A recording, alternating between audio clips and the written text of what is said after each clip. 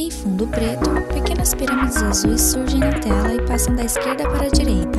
O logo do NEAD. Em fundo branco, pirâmides azuis se movimentam aleatoriamente. Logo da Unesp. Logo da UAB. Animação. Metrópole em tom cinza. Árvores vermelhas. Desenho de pessoas. Uma seta vermelha sobe circulando uma antena e se desfaz no topo. Televisão. Univesp TV. Setas em direção a um cérebro. 3 estudantes, Pedagogia Unesp. Em uma sala de informática, estudantes utilizam computadores. Na tela, letras brancas. Tratamento da informação. Gráficos e estatísticas. Vocês precisam estar o tempo inteiro fazendo contas mentalmente. Professor auxilia os estudantes. É um jogo que vai passando de fases e cada vez vai ficando mais complicado as contas que vocês vão ter que efetuar. Este programa faz parte do eixo mais novo do ensino da matemática no Brasil, o tratamento da informação. Antes de escolher o produto, observa qual. Tratar as informações é compreender dados e saber organizá-los em tabelas e gráficos. A criança deve lidar com a estatística desde cedo, aprendendo a interpretar representações gráficas que no futuro levarão a um melhor entendimento do mundo. Como, por exemplo, acompanhar o raciocínio do professor Hans Rosling nesse vídeo produzido pela televisão britânica BBC. Homem branco de meia idade usa óculos e traja roupas sociais. Ele sobe escadas e caminha por uma sala ampla com grandes janelas. Durante sua fala, surge na tela um gráfico virtual contendo os dados expostos. Primeira linha da saúde. Expectativa de vida de 25 a 75 anos de idade. E aqui embaixo, uma linha para riqueza e renda per capita. 400, 4 mil e 40 mil dólares. No gráfico virtual, o professor comenta a evolução do mundo ao longo de 200 anos, explorando a relação entre riqueza e expectativa de vida. Europa marrom, Ásia vermelho, Oriente Médio verde, África azul e América amarelo. As bolhas se movimentam do canto inferior esquerdo para o canto superior direito no gráfico virtual. E o tamanho da bolha do país mostra o tamanho da população. O gráfico do professor Rosling foi o ponto de partida da nossa investigação. O que é estatística? Para que serve? E qual é o papel que ela tem na informação matemática das nossas crianças? Fomos a Campinas conversar com o professor João Frederico Meyer, da Unicamp. Ele já conhecia os gráficos de Rosling. Quando a gente pega informações... João Frederico Meyer, professor do Departamento de Matemática Aplicada da Unicamp. Homem branco, de meia idade, cabelos e barba grisalhos. Usa óculos, traja camiseta branca e camisa social verde musgo por cima. Da sociedade, como que a gente faz isso? Como é que a gente tira informações sobre migração de populações? Como é que a gente tira informações sobre saúde pública? Como é que a gente consegue informações sobre mortalidade infantil? A gente pega números, dados, quantifica e transforma em informação. E aí a estatística é exatamente a ferramenta que você usa para ler o mundo e construir conhecimento sobre esse mundo. Televisores com imagem de ruas movimentadas por carros. Letras brancas. Boletim Rádio Cultura Brasil. 7h12, a gente vai começando essa manhã com 14 quilômetros de vias congestionadas em São Paulo. Quando você sai de São Paulo, João Meyer, assim, tem um engarrafamento de 3 km em Jundiaí. Não são 3 km exatamente, mas você tem ideia se você vai passar da Bandeirantes para Anhanguera, porque o engarrafamento é de 1,5 km. Então, essa decisão é tomada em cima de um resultado estatístico. Que a gente está usando estatística não como um fim em si mesmo, para aprender fórmulas da estatística.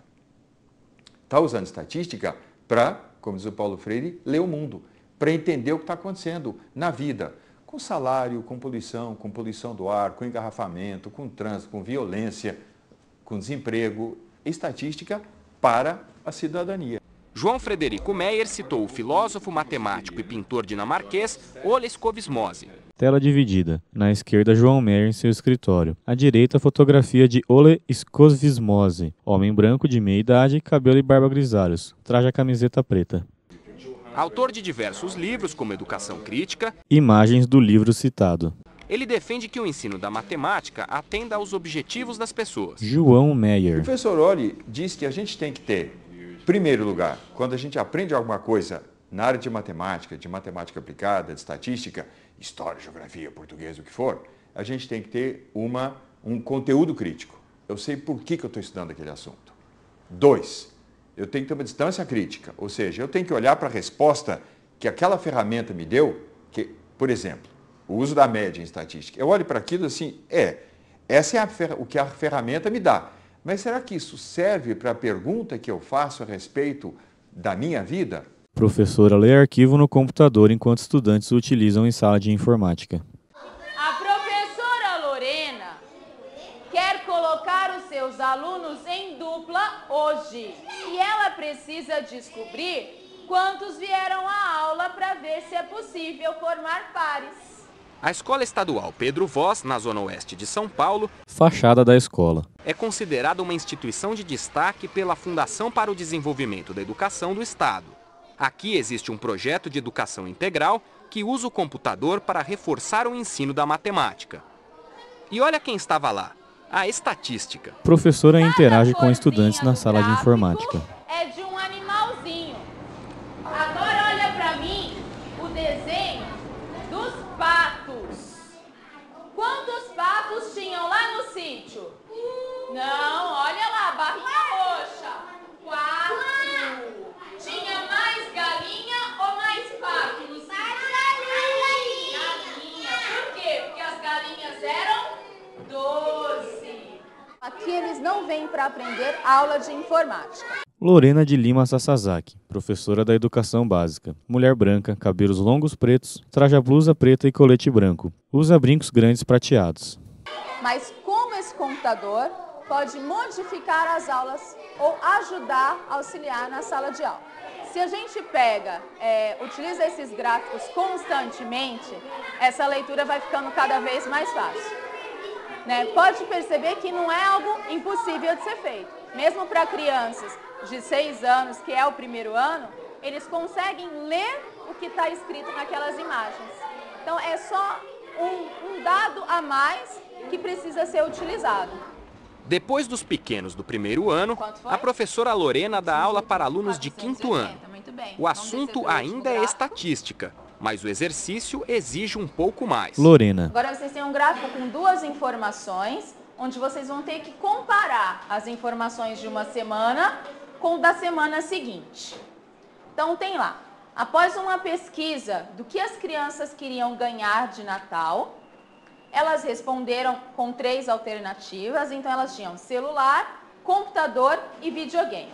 Quantas crianças foram entrevistadas nas 2 semanas? 90. 90 crianças. Vinícius, qual o presente preferido das crianças? Videogame. O videogame. E qual a diferença das crianças que preferem computador da primeira semana para a segunda semana? 10. 10 crianças. Então, cada informação aí é dado de acordo com essas colunas. Tudo bem? Ali ele está aprendendo a organizar dados de forma diferente, a reconhecer que os dados podem ficar cada vez mais enxutos numa tabela ou num gráfico. Né? Então, eles aprendem a resumir, aprendem a raciocinar em cima daquilo. E é lógico, a leitura de gráfico e tabela ela é extremamente importante para qualquer pessoa em qualquer ponto da vida. O que a professora Lorena disse é parecido com o que João Meyer falou no início do programa. Vamos ver de novo. Que a gente está usando estatística João não Meyer. como um fim em si mesmo, para aprender fórmulas da estatística. Está usando estatística para, como diz o Paulo Freire, ler o mundo, para entender o que está acontecendo na vida. A professora e pesquisadora Celis Pazandim Lopes é doutora em matemática pela Universidade Estadual de Campinas. A linha de pesquisa dela aborda especialmente o ensino da estatística. Mostramos a Celi alguns vídeos que gravamos em escolas e perguntamos: por que é importante aprender estatística desde cedo? Celi Spazandim Lopes, professora do programa de pós-graduação da Universidade Cruzeiro do Sul. Mulher branca, cabelos curtos pretos, traja camiseta bege com estampa floral. A sociedade contemporânea ela tem um volume de informações grande e também muito rápido. E as pessoas se confrontam com essas informações diariamente e, consequentemente, elas vão precisar fazer análises e tomar decisões frente a isso. Quando você faz essa análise, você volta para o currículo de matemática e você vê que a matemática teve que trazer alguns conteúdos que não faziam parte do currículo. E no Brasil, então, a gente tem a chegada também dessas discussões e chega com os parâmetros curriculares um novo bloco de conteúdo para a matemática, que é o tratamento da informação. Celi se refere aos parâmetros curriculares nacionais, criados em 1998 pelo Ministério da Educação. Em tela de notebook, arquivo contendo os parâmetros curriculares nacionais de matemática aparece. Trechos lidos pelo narrador aparecem na tela em letras pretas e fundo branco. Veja o que diz a recomendação para o ciclo 1 do ensino fundamental. Os assuntos referentes ao tratamento da informação serão trabalhados neste ciclo, de modo a estimularem os alunos a fazer perguntas, a estabelecer relações, a construir justificativas e a desenvolver o espírito de investigação. A finalidade não é a de que os alunos aprendam apenas a ler e a interpretar representações gráficas, mas que se tornem capazes de descrever e interpretar sua realidade usando conhecimentos matemáticos. No meio da conversa com a professora Celi, lembramos de uma explicação recorrente para as dificuldades que as crianças enfrentam no aprendizado da matemática. Mais especificamente... Elizabeth Moura da Cruz, coordenadora pedagógica, mulher branca, cabelos curtos loiro, traja blusa preta, brincos e colar dourados. Está relacionado à questão da abstração, tá? O aluno das séries iniciais tem menos abstração que os alunos das séries finais. Para as crianças é muito difícil. Sandra Diniz, professora de educação básica, mulher branca, cabelos curtos pretos, traja camiseta roxa, usa óculos. Exatamente pela abstração. Eles ainda não estão assim... Helenice Soares Andrade, professora da educação básica, mulher branca, cabelos curtos pretos, traja camiseta bege com listras vermelhas e brancas. Com a questão da abstração muito ainda construída, né? E esse vínculo da matemática muito ligado Celi Lopes. a uma capacidade de abstração revela uma concepção de matemática que o professor tem, que é fruto da formação que ele teve. Isso é um grande complicador, porque quando ele olha para isso é porque ele teve aquela matemática que era centrada em definição, demonstração, exemplos, exercícios. Agora, nem sempre a atividade que a gente propõe é que tem que apresentar a ruptura com a abstração, né?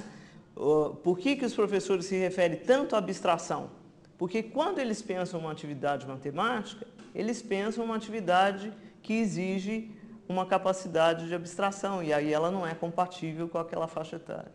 Você vê que o conhecimento de algumas ideias estatísticas desde a infância vai permitir à criança uma análise de situações da realidade. Então a gente não está falando assim de você trabalhar com situações formalizadas desde cedo com a criança, mas a criança ter vivências de mapear o seu universo.